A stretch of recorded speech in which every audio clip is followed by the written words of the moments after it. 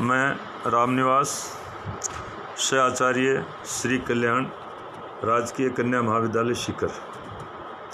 आज मैं आपको गुट निरपेक्षता की उपलब्धियों के बारे में बताऊंगा, चर्चा करूंगा। कृपया ध्यानपूर्वक सुनने और समझने का प्रयास करेंगे। तो इसमें सर्वप्रथम मैं लेता हूं नंबर 1, गुट निरपेक्षता को दोनों गुटों द्वारा मान्यता प्रदान करना। शुरू में दोनों गुटों ने गुट निरपेक्ष राष्ट्रों पर अविश्वास किया। पश्चिमी गुट की अपेक्षा पूर्वी गुट ने अधिक अविश्वास किया। उनका पक्का विश्वास था कि गुट निरपेक्षता एक ढोंग है, कोई तीसरा रास्ता दुनिया में हो ही नहीं सकता। फलतः दोनों ही गुट ये समझते थे कि जो भी देश गुट निरपेक्ष है वह वस्तुतः है गुप्त रूप से दूसरे गुट के साथ बंधा हुआ है। दोनों गुटों के इस दृष्टिकोण में धीरे धीरे परिवर्तन आया। फरवरी 1956 में सोवियत कम्युनिस्ट पार्टी की 20वीं कांग्रेस ने पहली बार स्वीकार किया कि गुट निरपेक्ष देश वास्तव में स्वतंत्र हैं और पश्चिमी गुट ने 7वें दशक में जाकर गुट निरपेक्षता की नीति को मान्यता प्रदान की। तो ये शुरू में दोनों ही महाशक्तियाँ इसको एक ढोंग के रूप में देखती थी कि तीसरा रास्ता दुनिया में हो ही नहीं सकता, दो ही रास्ते हैं। और फिर भी यदि कुछ ऐसा है तो वो इतना अविश्वास करते थे कि जो हमारे साथ नहीं है वो निश्चित रूप से दूसरे के साथ जुड़ा हुआ है, बंधा हुआ है गुप्त रूप से। तो ये शुरू में ऐसा उनका भाव रहा, पर बाद में जब यथार्थ से उनका सामना हुआ तो उन्होंने इस गुट निरपेक्षता को दोनों ही महाशक्तियों ने, गुटों ने स्वीकारा। दूसरा, विश्व राजनीति में संघर्षों को टालना। गुट निरपेक्षता के प्रभाव से विश्व के कुछ विकट संघर्ष टल गए, या उनकी तीव्रता कम हुई, या फिर उनका समाधान हो गया। और विशेषतः तीसरा विश्व युद्ध भी नहीं छिड़ा, कहना चाहिए टल गया, जिसकी संभावना 1950 से शुरू होने वाले दशक में अधिक लगने लगी थी। तो विश्व के जो काफ़ी विकट कड़े बड़े संघर्ष थे उनको टालने का भी गुट निरपेक्ष आंदोलन ने बड़ा काम किया। शीत युद्ध को शस्त्र युद्ध में परिणत होने से रोकना। बहुत से गुट निरपेक्ष देश दोनों गुटों के बीच सद्भावना हेतु और संपर्क के माध्यम से काम करने को तैयार थे। गुट निरपेक्ष राष्ट्रों ने कम से कम शीत युद्ध को उस स्थिति में पहुंचने से रोक दिया जिसमें सर्वोच्च शक्तियों के जानबूझकर उस राह पर चलने से या तो खामख्याली की वजह से वह शस्त्र युद्ध में परिणत हो सकता था। तो यहाँ पर भी गुट निरपेक्ष देशों ने जो बड़ा संकट, जो बड़ा बहुत दुनिया के लिए बहुत खतरा तृतीय विश्व युद्ध हो सकता था, उसको टालने का कार्य किया। शीत युद्ध को शस्त्र युद्ध में परिणत होने से रोकने का इन राष्ट्रों ने सार्थक प्रयास और सफल प्रयास किया। चौथा, शीत युद्ध को देतांत की स्थिति में लाना।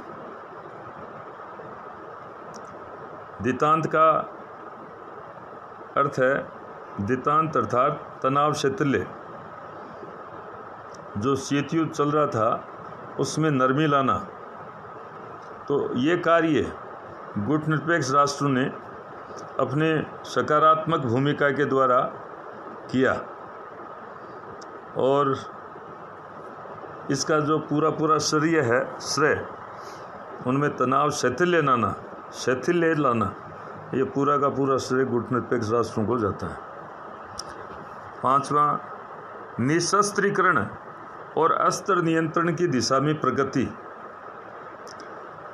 निशस्त्रीकरण और अस्त्र नियंत्रण के लिए बातचीत करने में गुटनिरपेक्ष देशों ने जो भूमिका निभाई उसमें उन्हें पूरी सफलता तो नहीं मिली, फिर भी उसने लोगों को यह भूलने नहीं दिया कि विश्व शांति को बढ़ावा देने की सारी चर्चा के सामने अस्त्र शस्त्र बढ़ाने की बेलगाम दौड़ कितनी खतरनाक है। श्रीमती इंदिरा गांधी ने एक बार कहा था, उनके शब्दों में, आंदोलन से शांति का मार्ग प्रशस्त हुआ। गुटनिरपेक्ष आंदोलन है, उससे विश्व में शांति का मार्ग प्रशस्त हुआ, मानव प्रतिष्ठा और समानता का निर्माण हुआ। ये श्रीमती इंदिरा गांधी ने अपने शब्दों में ये बात कही। 6, विश्व समाज के लिए उन्मुक्त वातावरण का निर्माण।